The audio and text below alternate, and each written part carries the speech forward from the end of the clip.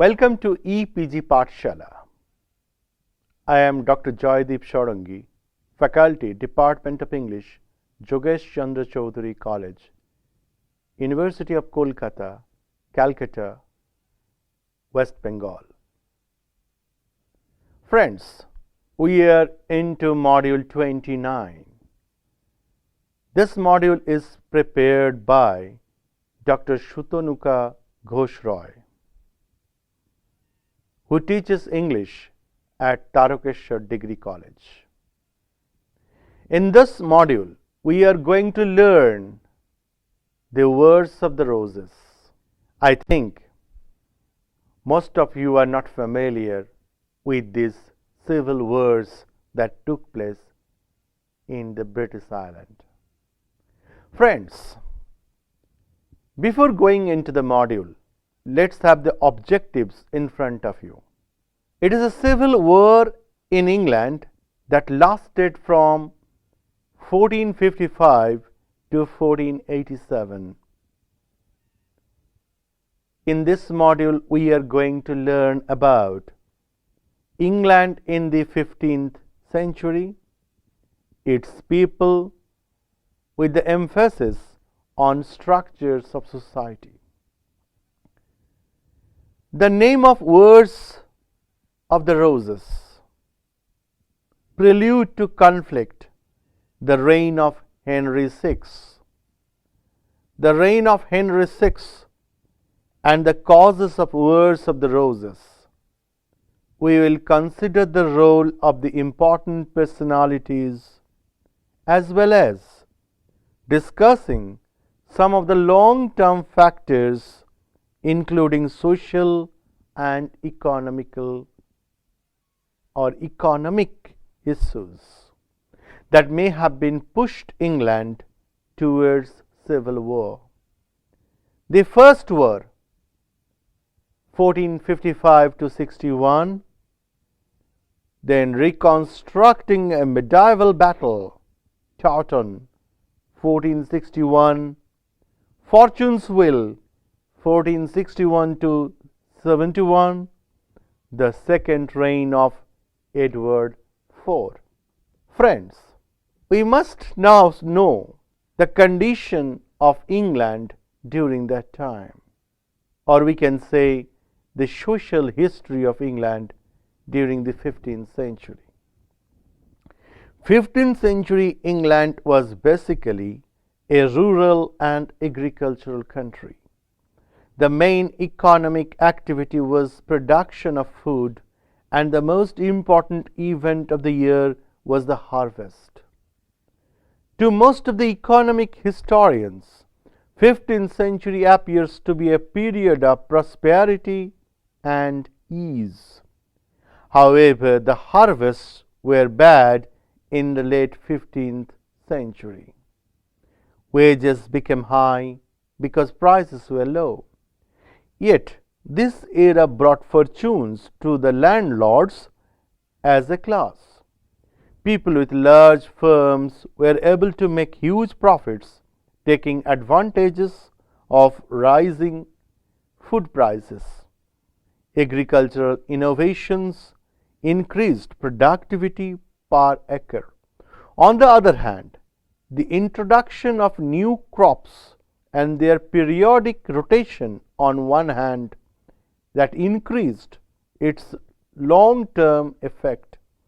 For the first time in the history of England, the first enclosures were formally introduced. Previously, ploughed fields of nearly empty villages were fenced in used to sheep runs. In this period, the main economic activity was agriculture and not industry. Most of the industrial production was not in factories but in the home. The cloth production was England's main industry and the major export. Other important industries included lead mining, that is at Derbyshire, coal mining, especially in the north of England, London was vastly larger than any other English city. It played a crucial role in the development of an integrated national economy of England. The upper class of the British society became more confident because they were mostly educated. Even the commoners started going to the universities, some to take degrees without any intention of becoming clerks or becoming a part of the educated society in England. English social structure was hierarchical, but it was somehow possible, although difficultly, to move up and down the social scale. Friends, you have the map of the Wars of the Roses on the screen. In this map, you can easily visualize how things were placed.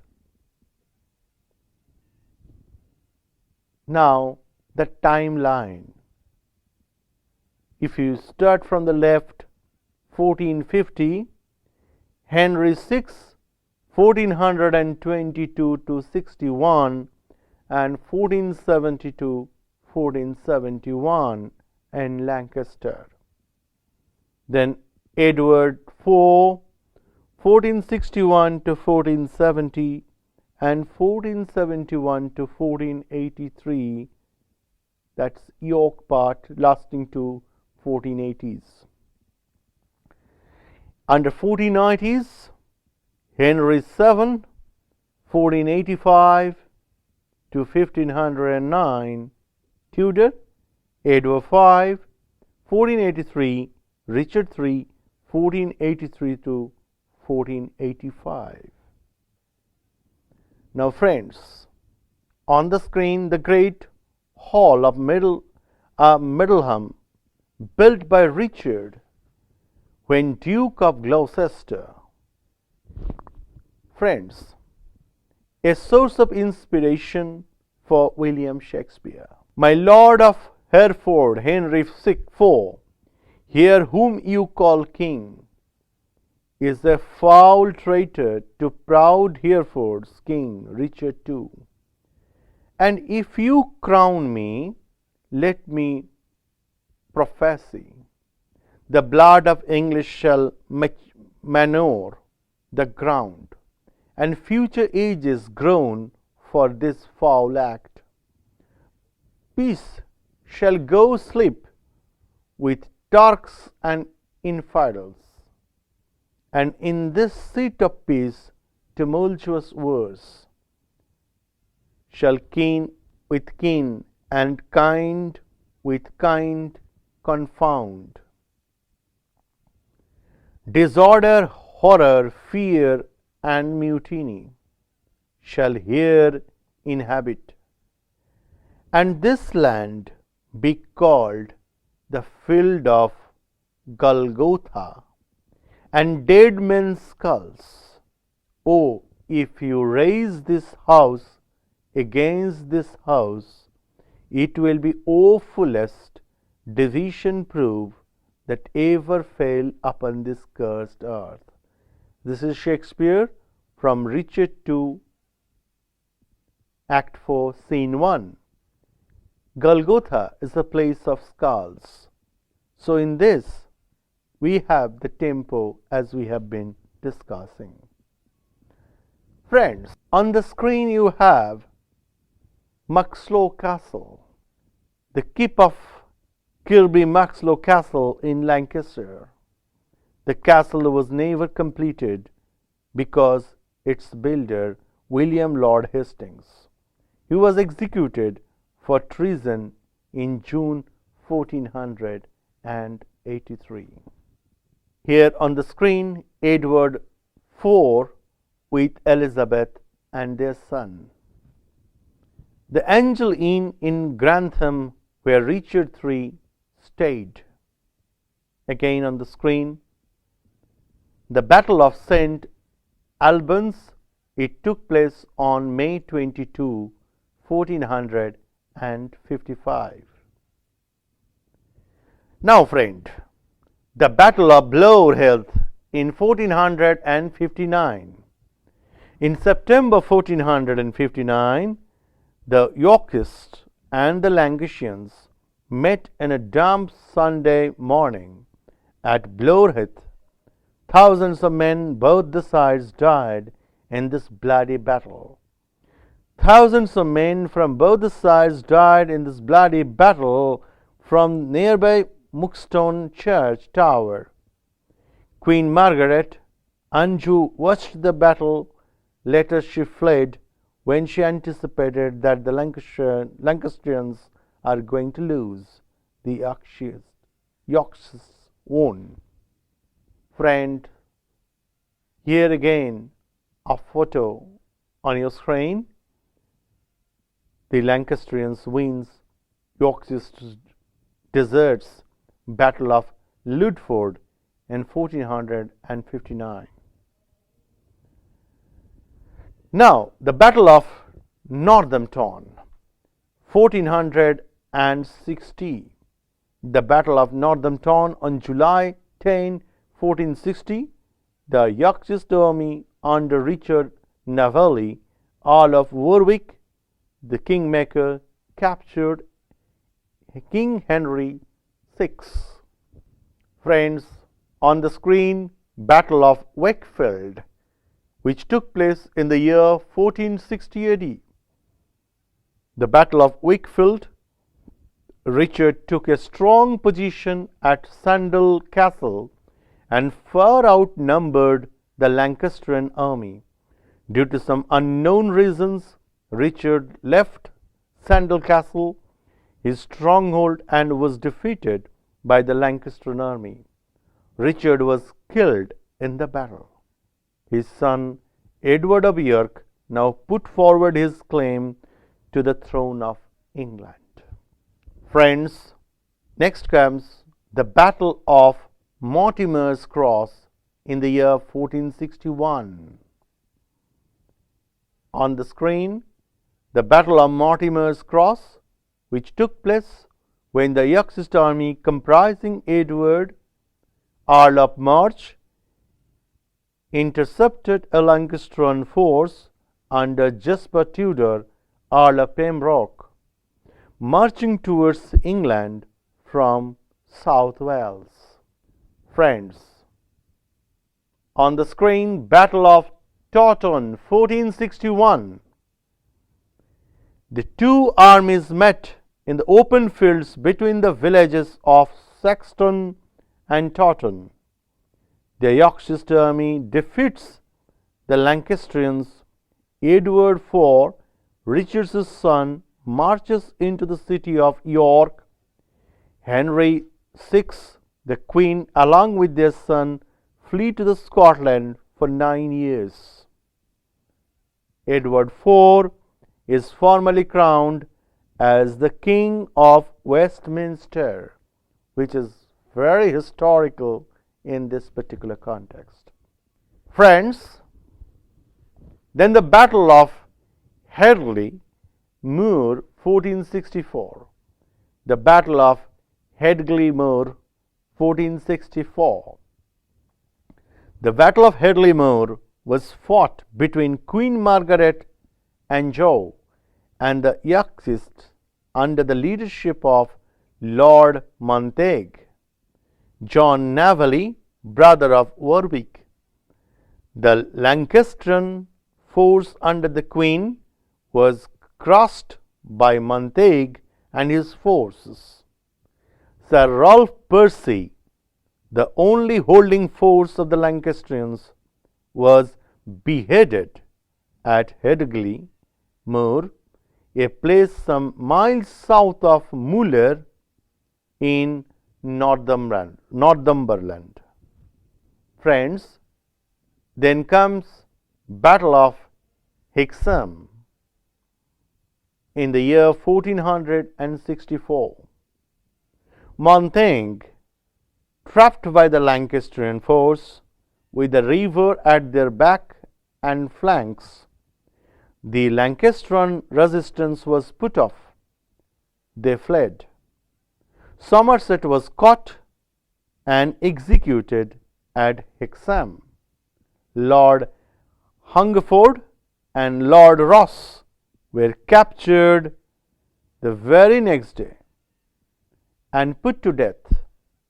King Edward IV was happy with the service of Montague. Henceforth, Montague was known as the Earl of Northumberland. Friends, then comes the Battle of Edgecote Moor in the year 1469. Richard becomes Richard III. After that, the Battle of Bosworth. The Battle of Bosworth Field, 1485. Battle of Bosworth Field, 22nd August 1485.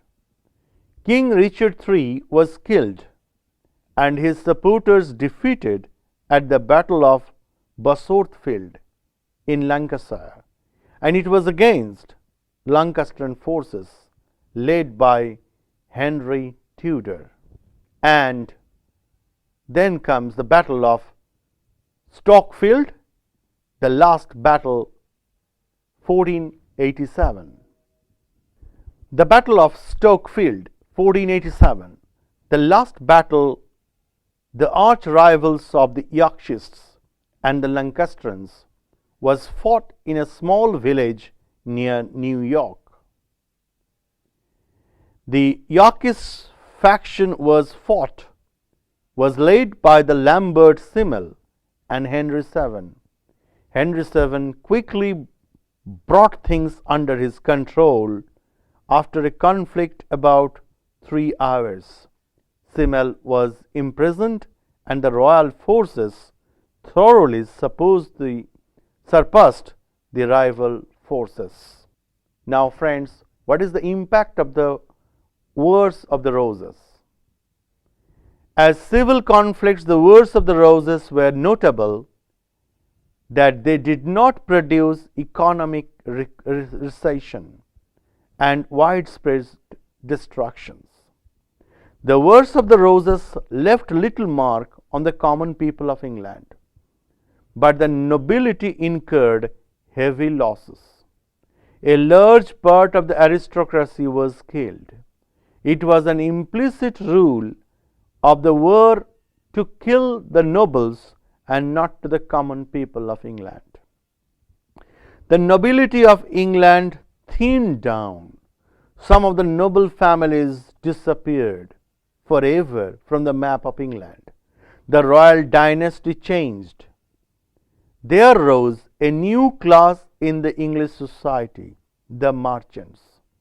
The Wars of the Roses heralded the end of the medieval period in England and ushered in the new movement known as the Renaissance.